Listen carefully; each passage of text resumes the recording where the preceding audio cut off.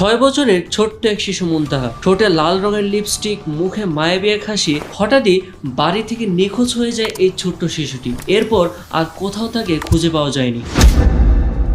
অবশেষে জানা গেল প্রাইভেট পড়াতে নিষেধ করার কারণেই শিশু মুনতাহাকে খুন করে গৃহশিক্ষক মার্জিয়া। কিংবা গত 12ই নভেম্বর সাভারের ড্যাফোডিল ইউনিভার্সিটির পাশে নারীর মাথা ও হাত কাটা লাশ উদ্ধার করেছে পুলিশ। স্থানীয়রা জানান, গত কয়েক বছরেও এরকম নৃশংস হত্যাকাণ্ড তারা এর আগে কখনো দেখেনি। গত কয়েক বছরে এমন অসংখ্য নৃশংস হত্যাকাণ্ডের সম্মুখীন হয়েছি আমরা। লাইভ ভিডিওতে এসে নিজের হাতে স্ত্রীকে কুপিয়ে হত্যা, কিংবা জীবন্ত মানুষের পা কেটে বিজয় মিছিল করা। পারিবারিক কলহের জেরে ফেনীতে ফেসবুক লাইভে এসে স্ত্রীকে কুপিয়ে হত্যা করল স্বামী। এইসব ঘটনা কি আপনার বিবেককে প্রশ্নবিদ্ধ করে না?